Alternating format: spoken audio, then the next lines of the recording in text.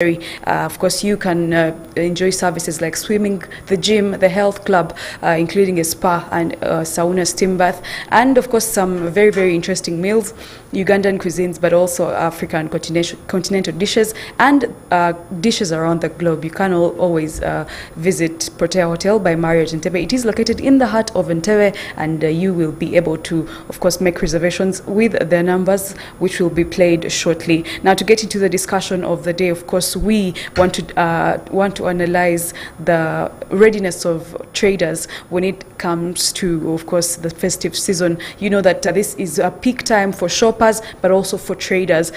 We have people shopping for Christmas clothes, for New Year's clothes, shopping food and utilities to use at home, but also to, you know, enjoy the end of the year and just fit in the festive season. Of course, one must incur some costs through shopping, and one of the entities in Uganda here that carries traders is called KACITA, which is the Kampala City Traders Association, and with me is Issa Ssekitto from KACITA to discuss traders' preparedness for the upcoming festive season. You're welcome. Good morning.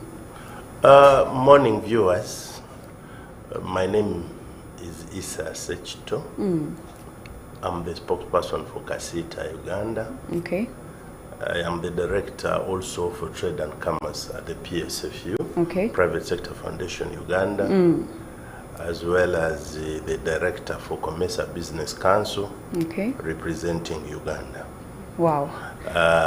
As I speak, farmers must be planting more, okay, because we shall need and we need the food. Okay. But also, as I speak, the board directors and members of KACITA and PSFU are assembling at the Kororo airstrip, okay, to have a summit with the president. Okay. The president meeting is meeting the private sector players to exchange views about the economy and the challenges that face. So right from here, I will also be joining them. Okay, yes, that is interesting. Now, to start with the Kampala City Traders Association, what is the mandate of KACITA and how far we're bringing it to pass? At times, when you are part of the team and you have been there for long, for over 20 years, you even think you don't need to go through your mandate. Okay. Because you think everybody knows about you, but you only need to know that whether on the TV, like family TV here, every day we have new entrants, as we so have in the business community. There are many people who, when you talk about KACITA, they think it is me, because of the personalization and the many years I've spent with it. KACITA used to be Kampala City Traders Association. It is now KACITA Uganda, because in 2012, we passed a resolution at the annual general meeting that because we have branches in Mbale, Masaka, Mbarara, Lida, Mukono, Mitiana, and in about 21 districts, we no longer qualify to be called the Kampala City Traders Association, and therefore we became a name KACITA Uganda, no longer interpreted as Kampala City Traders Association. And this means our mandate is a bit wide. We need to lobby and advocate mainly for the business community across the country.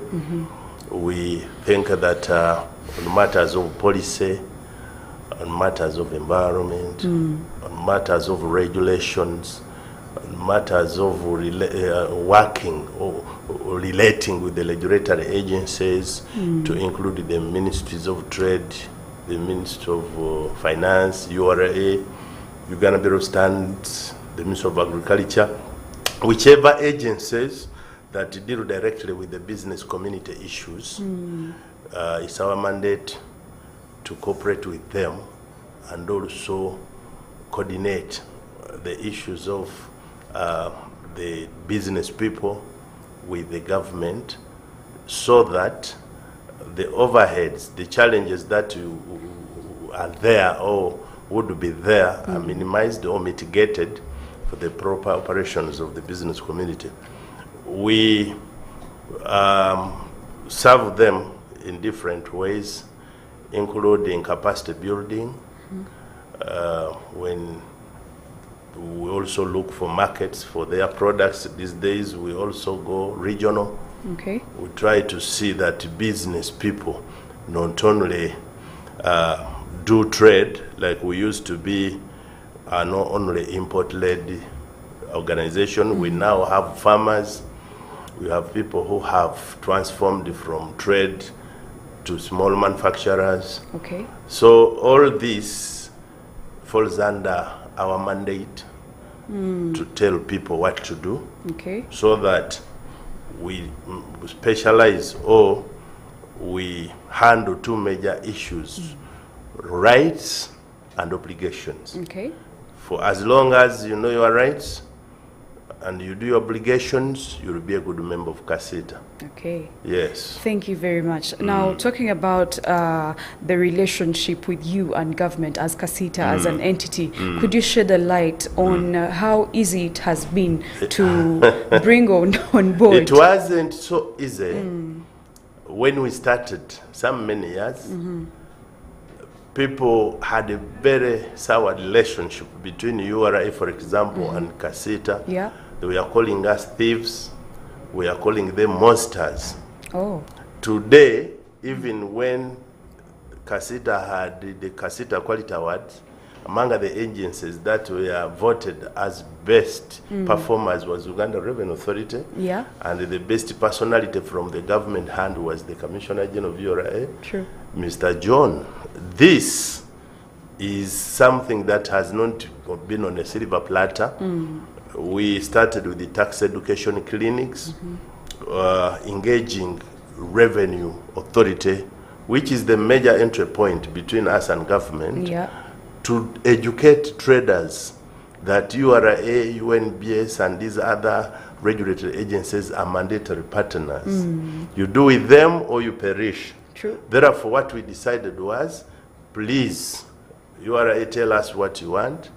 We shall do it, but also do what is due to us. Okay. So people started slowly to appreciate that you needed to know numbers of the commissioners in the domestic taxes, in the customs department, so that even the informers who used it to confuse us or even extort monies from us by pretending they are from revenue, we can now ably handle them, because we have every contacts that matter to know who is who, and the impositors are no more. When you look at agencies like a UNBS, Uganda National Bureau of Standards, Yeah. we still have very big issues with them, because it is mandatory that if you are importing goods, for example, and many members of KACITA, the majority are importers, you need to pre-test them in a program called the pre-import verification for conformity. What does this mean? If you buy a consignment in China, in Guangzhou, in Dubai, in Japan, it is mandatory that you take the goods for testing to get a COC, Certificate of Conformity, before you ship them. Okay. But now some agencies are distant. All the agencies they chose there, some people risk and bring goods before they are tested. And you know what that means? If you ship goods before they are tested in the pre-import verification for conformity system, you are penalized by 15% of the dutiable value. This almost has now become a tax, that if you make a mistake and you did not come with a pre-import verification for conformity certificate, you forfeit, you lose 15% of the value to UNBS. Okay. UNBS is almost making this now a big program, that it is becoming a revenue other than a regulatory framework. So they do little to sensitize traders that this is a punishment, and therefore don't encourage it.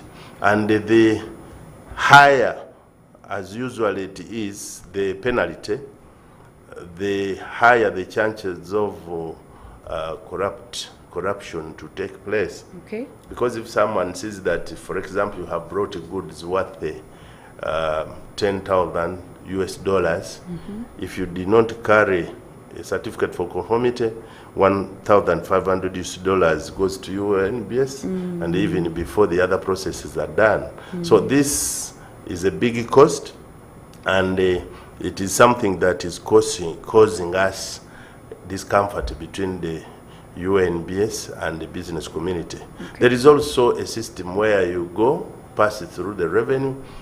Usually you pay the revenue first, and then the verification for the documentation of UNBS comes. So you have already paid the taxes, you're supposed to exit, then your goods are held by the UNBS for months, for weeks. Every time you spend in the bond is a cost in demurrages. Every time you spend is a cost because the goods are needed in the market. Okay. So this has somehow led the working relationship between UNBS and URA not very good of late. But we are trying everything possible to address the concerns. Okay. Other agencies of government, like the Ministry of Finance, Planning and Economic Development, you know this is where URA falls. They are the regulators. They make the laws, URA uses the laws to collect. So the supervisor of URA is Ministry of Finance, Planning and Economic Development. We try, and whenever they are bringing any new policies, any new taxes, any new things to do, they always consulted for involvement and participation in these policy formulations. The Ministry of Trade, Industry and Cooperatives as well engages us, although at times they do things when they have not consulted because of underfunding.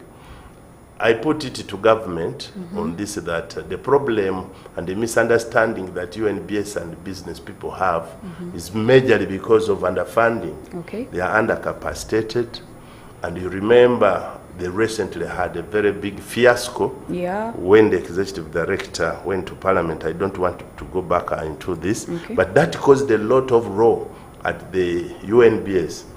All those people that were loyal to Dr. Ebiru almost exited. So now they are peeping. Other than serving the business people and the other people for standards, people fear to take even simple decisions. Administration, laws are administered by people. But now if you almost just need to put the laws on table so that it is administered by the law, you will cause a lot of disharmony.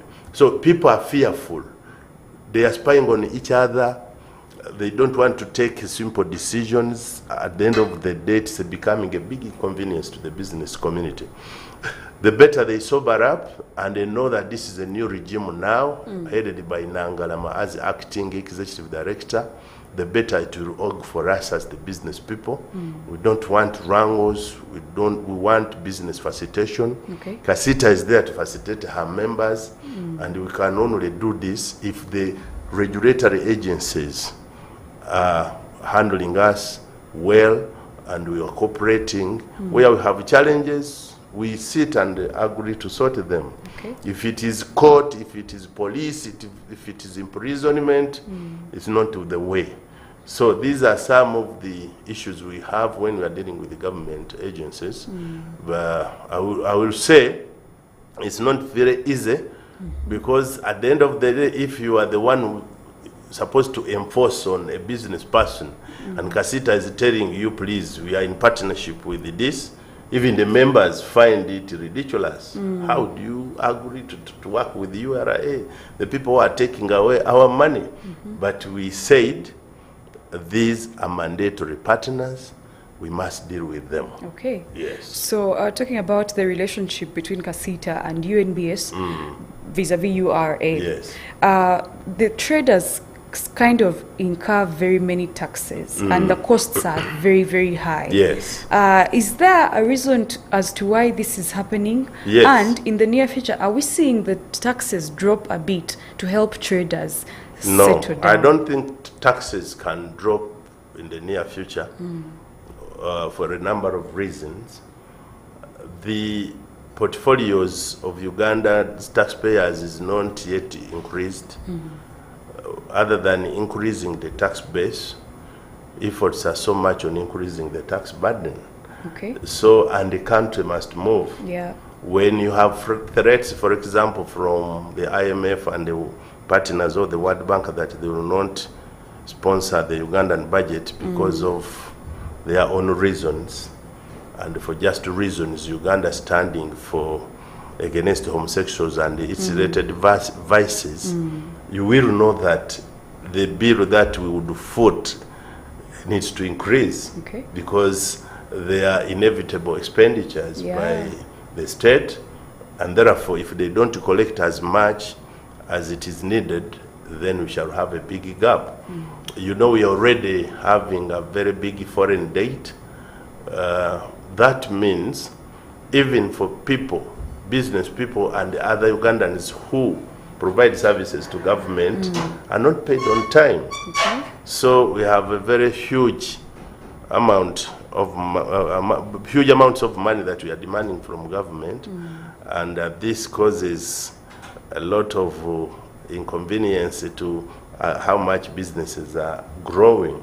So if businesses are not growing, the tax base is not growing either.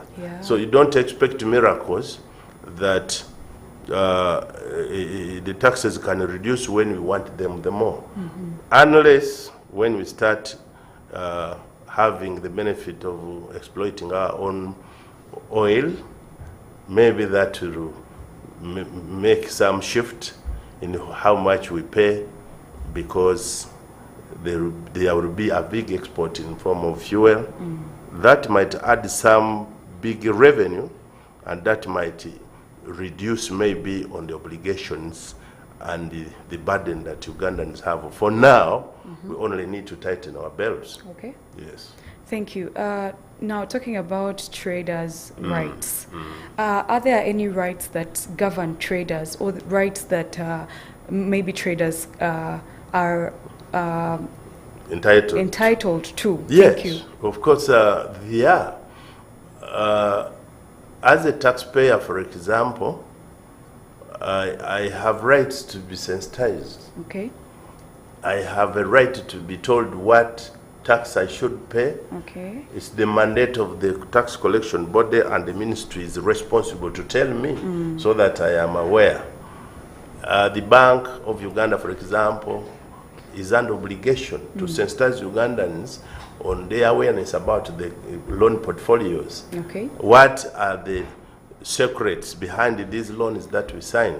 It's the right of every business person to know the nature and the kind of loan that they are taking, courtesy of the Bank of Uganda, courtesy of the individual commercial banks, to clearly explain and sensitize me on these loans, because it is inevitable. You can't do business without borrowing. It's very rare. So we also need to know rights. As we are obligated to pay taxes, what are the exemptions? It's my right to know what is due to me as per an exemption, so that when it is due, I get it. I am supposed to know when to go for mediation, for example. What are the remedies if I am aggrieved by the revenue collector? Is it always that URA takes me to court, or I have an avenue for also deservedly taking the URA on the tax appeals tribunal, in the High Court, and how are the mechanisms there operating? So if it is a Uganda National Bureau of Standards that are refusing to pay my to release my goods, yet I feel I'm right, do I have rights to execute a court order? Where is the mediation? So these are inherent rights, but they need to be told. If you don't know, equity goes to the vigilant.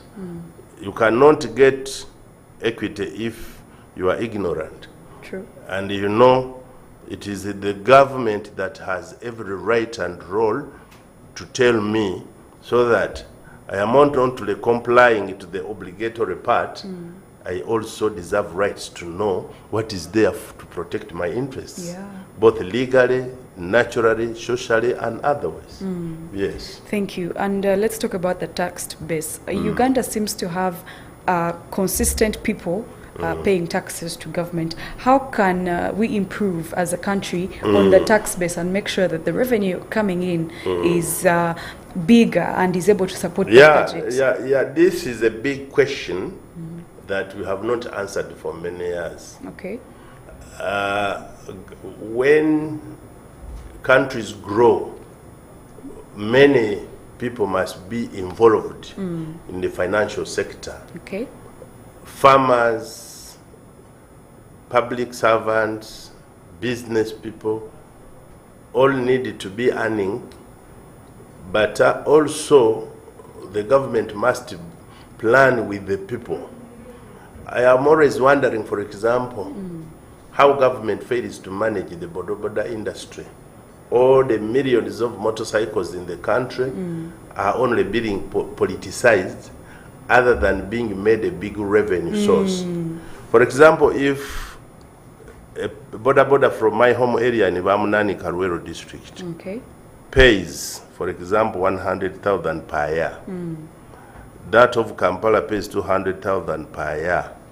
You count the number of motorcycles and the amount of money they would pay per annum. This would be income. Today, talk about this, and they only end at collecting illegal fees from these people, not guiding them, officers and individuals in the different associations, extorting money directly from them, other than organizing an industry that is there practically, as provided it solve.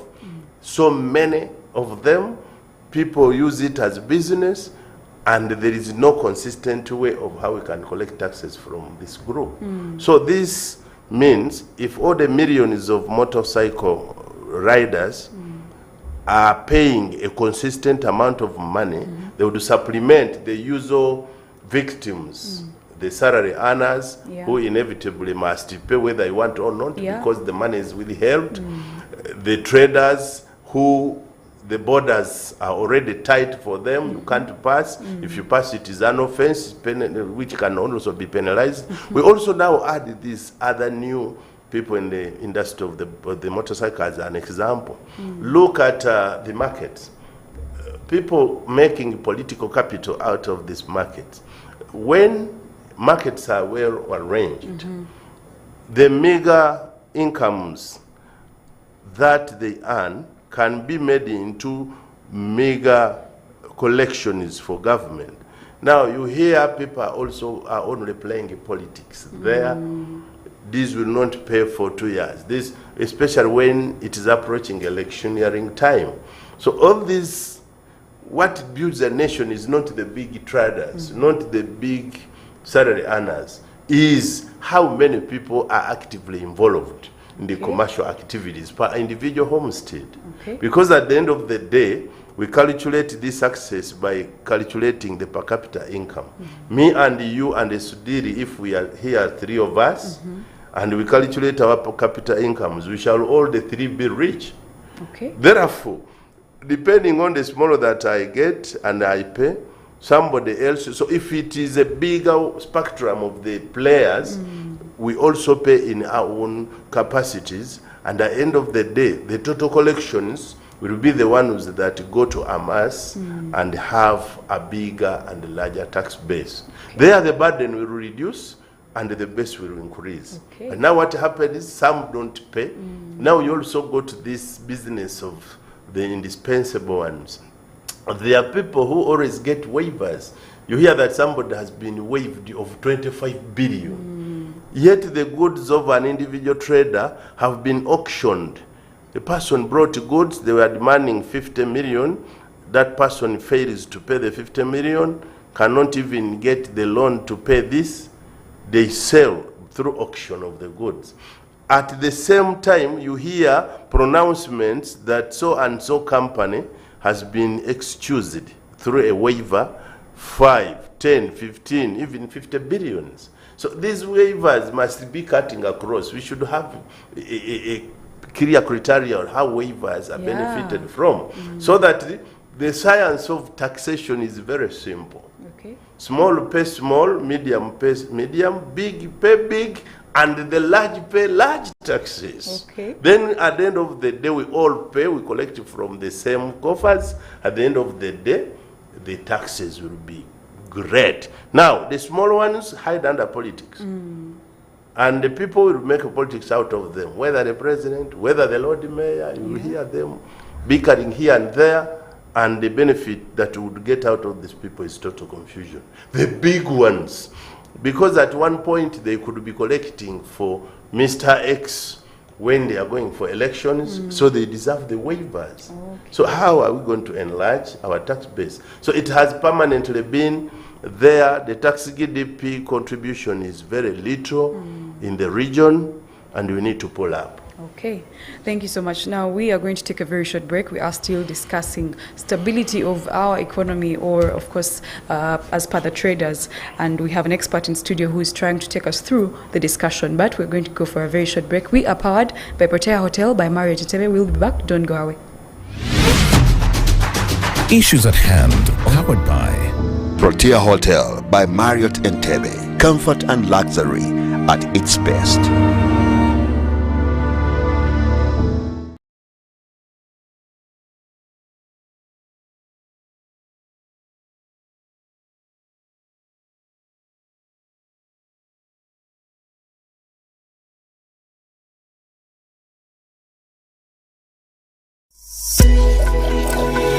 Family TV, enriching lives.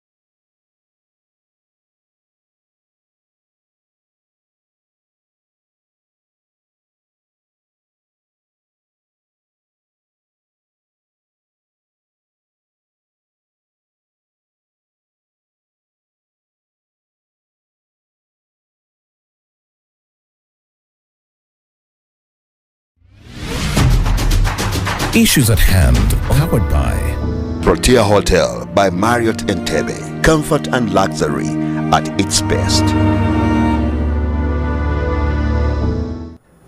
Welcome back to Issues at Hand this morning. Thank you so much for being a part of Church of Uganda Family TV. If you have just joined us, we are discussing traders' preparedness to handle the festive season, but also our economy and how we are doing in the business world. My name is Carol, and I am here with my guest. Of course, his name is Issa Ssekitto from the KACITA Traders Association. Now, of course, it's no longer Kampala only, since it takes over even other districts around the country. Now, we are powered by Protea Hotel by Marriott Entebbe, comfort and luxury at its best, and you can give them a call. The numbers are running on your screen, and you can always make reservations with friends and family.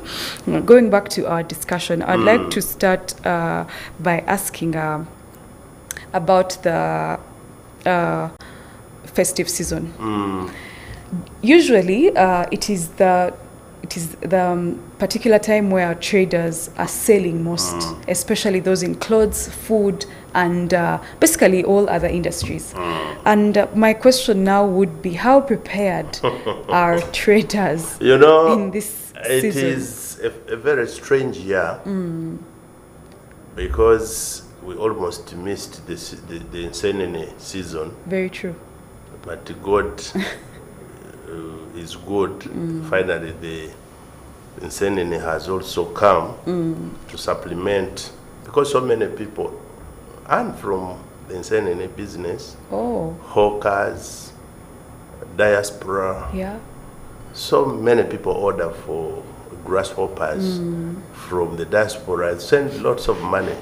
So you can look at it as a simple thing. Why am I starting with this? Is because of the rainy season. It has adversely been a very rainy year, and therefore plans for the economy to flourish are a bit very complicated in Kampala, because usually look at the infrastructure in Kampala, the roads, the water always go into people's shops. There is some kind of disharmony there.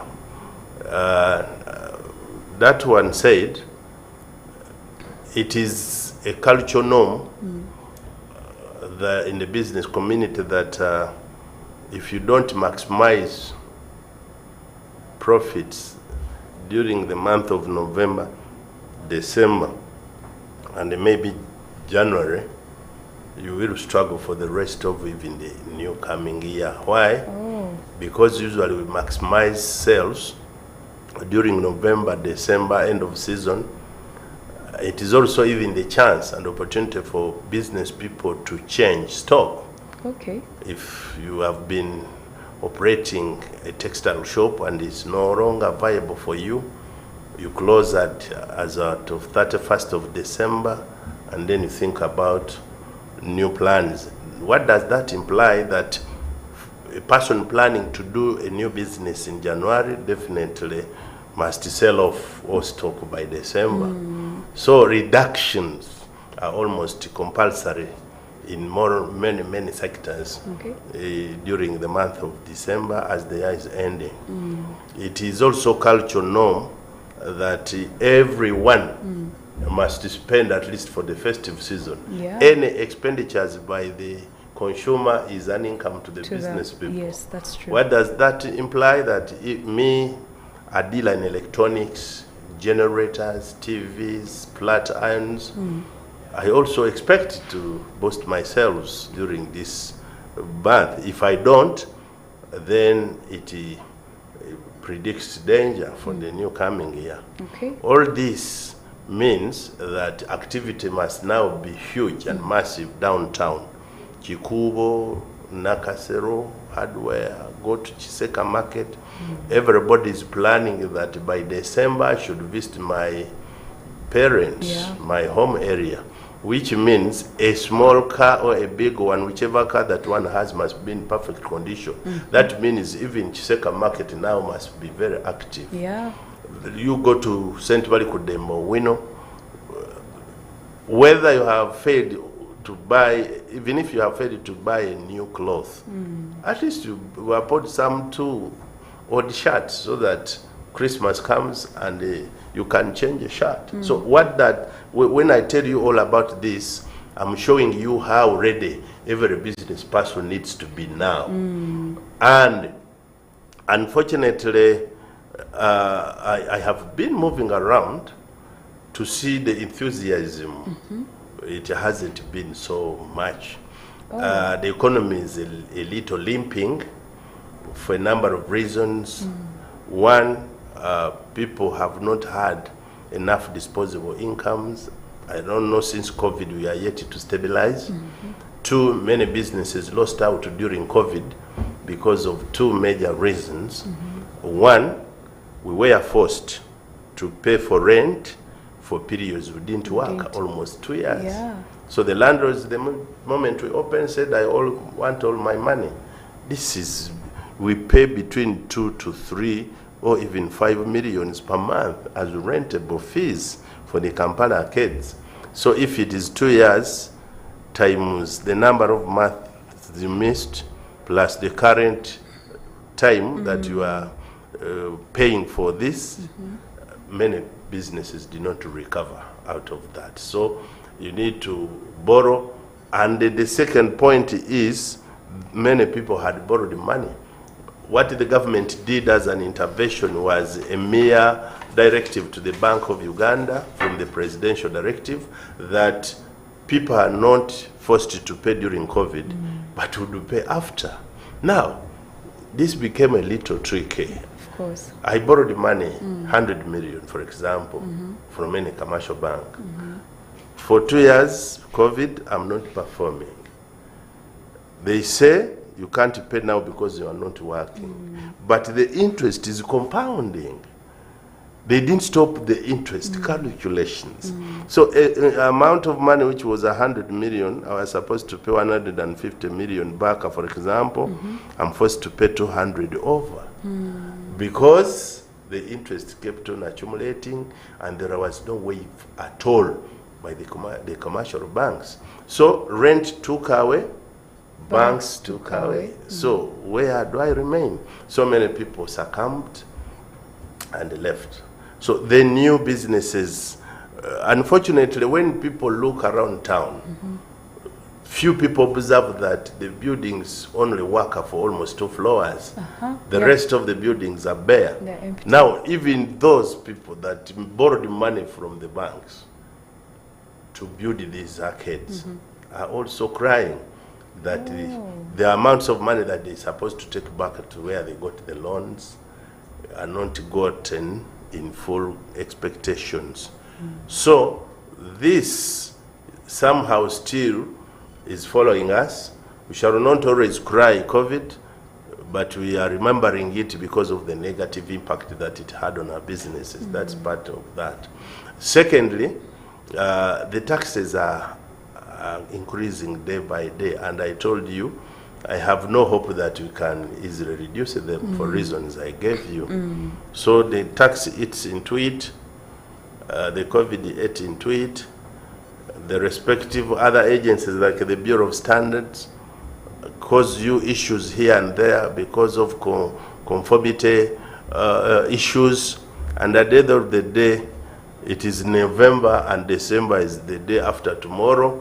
That means the plans we should have had in arranging our stocks, this is the time to lay stock. November is the time to lay every piece of stock that you think you will sell to be clean, clear, and well displayed. So I have not seen this so much. I need to go and re-examine. But now there is also another perennial challenge of the street vendors. Yeah. Usually when the peak of the season is here with us, street vendors come back on the streets. People think we are the ones who give these street vendors the merchandise. True and false too, because some people do not go for imports outside the country. They buy from the major dealers. I have a shop with my sister. We rent on William Street or whichever street. We are selling shoes. So we go to buy from a wholesaler and bring to display. The same person and another person outside my shop who doesn't pay rent, who doesn't pay trading license, who doesn't pay for garbage collection, puts the same goods, and we bought from the same wholesaler outside my shop. Now, tell me how am I going to sell? Because it's going to undercut my price. If I'm selling 20,000 a pair, it's going to say 15. Yeah. A customer will go for the 15, but this is now a person who is not paying any other cost. Form of tax, yeah. And the person inside the shop is paying lots of taxes. So this always brings us a lot of disharmony. We are trying to handle it with the KCC, but the capacity, some enforcement personnel are misguided. They collect money from these vendors, then end up chasing them away. Then it also becomes a big fiasco. What do we do? You have collected my 100,000 shillings for this week. Your colleagues have come and they wiped me away. So nobody is safe. The people in the shops are not safe because the vendors are not being removed because they are being facilitated with some money.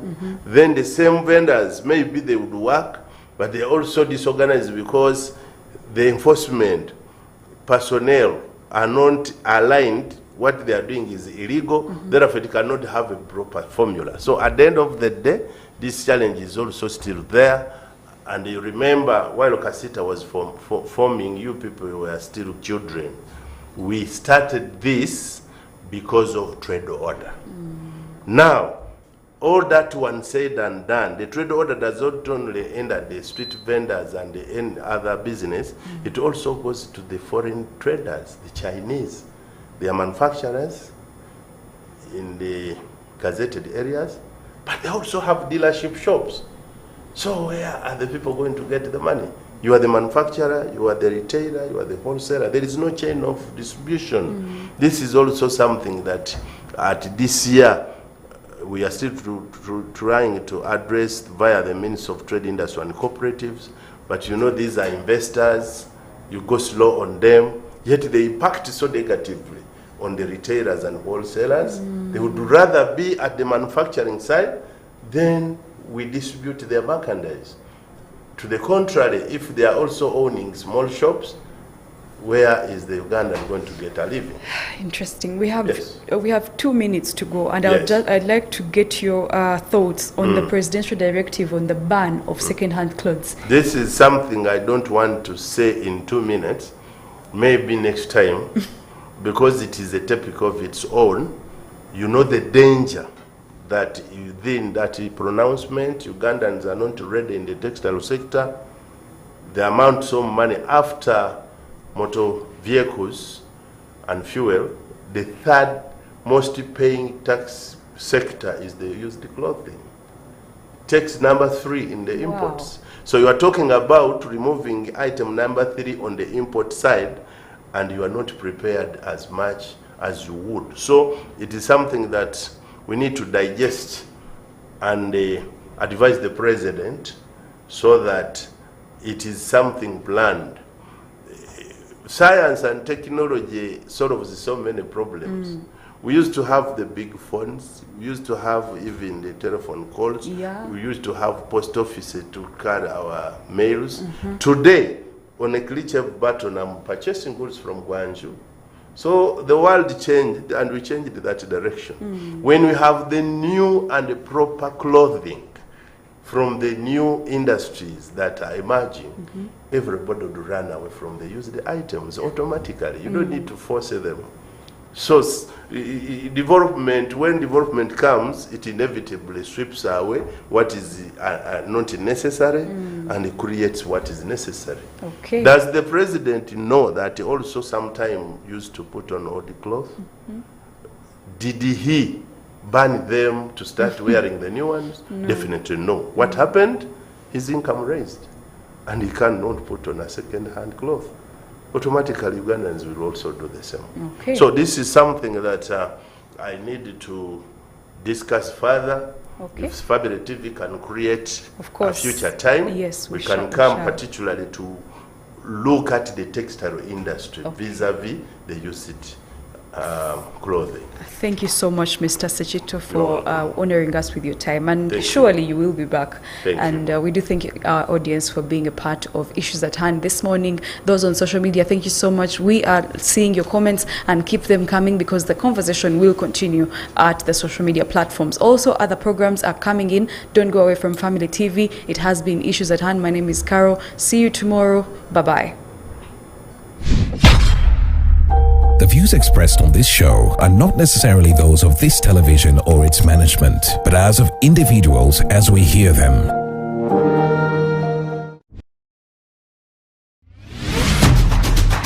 Issues at Hand, powered by Protea Hotel by Marriott Entebbe. Comfort and luxury at its